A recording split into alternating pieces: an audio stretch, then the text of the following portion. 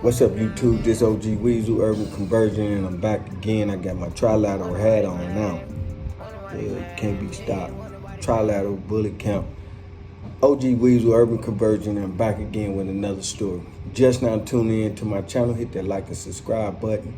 Did 20 years on a 30-year Fed sentence. Thanks to Obama program that he set up, the clemency. I was one of the fortunate ones to receive the blessing after doing 20 years in prison. Had not I had that situation, had not Obama set that situation up, I would still be in. After being home several years already, I would still be in prison. So thank you, Obama, you, the staff, or whoever had the mind state to put that together. Now that I'm home, I'm telling you about real experiences that I endured throughout my federal sentence. And I sit around and I don't have no format of how I deliver these. I think about them, I talk about them if it's worthy to be talked about. Even a lot of things that might not be interesting, I still think about it. If I talk about it, I talk about it. If I don't, I don't. I got so many stories, man, that this situation get me kind of, cloudy at times, because you have to think what they want to hear about. The gangs, the violence, the structure of it, how you working for 8 cent, 3 cent an hour, saving up all month just to send a few dollars home to feel validated as a man, just anything, you know what I'm saying? Going through the tensions of prison, the whole jail about to erupt at any moment, waking up happy that you didn't have to do nothing to nobody because they having a bad day.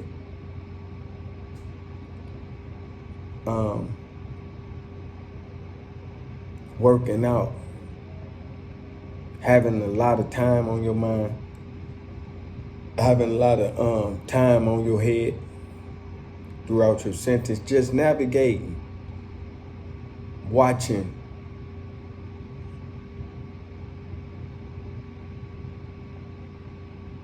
us being, driven and feel like cattle, everything feeling like a number. Well, people that you meet, whatever you're thinking about, whatever's on your mind, if it's fraud, corruption, manipulation, anything that can be manipulated, they got them people in federal custody. Anything you can think of, they got him in jail for it. Anything come to your mind, he in jail for it already. Some of these people you can't even, when you meet these people, you can't even contact these people back. They can get your address and they write your house. They can write your house right to you. Instead of the letter showing up, some people gonna knock on your door talking about how you know him, even though you was in jail with him. You might have been in the hole, you know what I'm saying? Men get comfortable with each other even from behind the doors. On the mental, you might exchange numbers or contact information, and you might have never even seen them. Just a conversation, the mental. Because, people had P.O. boxes and all of that, so you would send it to somebody. He couldn't send, what could he send from jail but a letter? You ain't sending out nothing. And everything pretty much getting read going out the door, so it's just really communication tactic. But you can meet this person in the hole. You can stay in the hole for 8 months, 9 months. You might see him on the rec yard. Y'all, if he get up or you get up. You only get it for 1 hour. But if you just transfer and get, you finna get transferred and you swap numbers with him.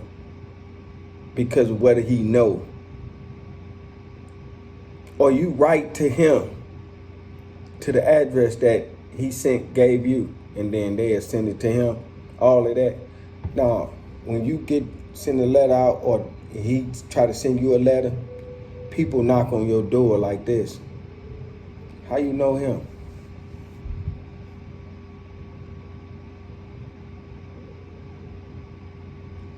Or the federal institution to send a letter back telling you that this person is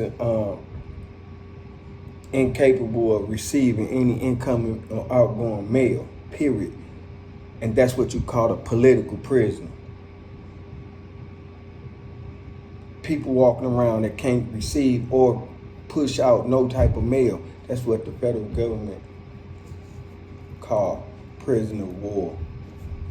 POW, man. For real. Political prisoner, man. So it's real. Very real. Take heed to what I'm telling you. It ain't by accident, man, that I'm telling you what I'm telling you. And I hope you get something out of that. It's OG Weasel Urban Conversion. That's part 1 of that. Just like they tell me out of Chicago that, not to change subjects, but all of this same. I met a 5-star, 4-corner, 5-star elite, as you would call them. Older than me. Well, not really much. Probably 5 or 6 years, maybe. I don't know, but older than me. Well, him and Bobby Brown used to have, he used to tell me about the story of him and Bobby Brown, how all of that. But the story I'm really getting at with him is how he used to talk about him growing up with John Singleton and a lot of celebrity people that blew up, that he really grew up with, that he was still in communications with. I think he had a couple life sentences, you know what I'm saying? He had got the life sentences off of him. We was getting short. I was hopeful, he was hopeful. Once you go home, and I know he had went home, and everybody don't connect or reconnect and all of that, but we, if I wanted to reach out to him and really put my ear down to it, I could probably reach out to him and find him, because it is what it is. I'm federal connected, meaning, got a lot of friends that's still in,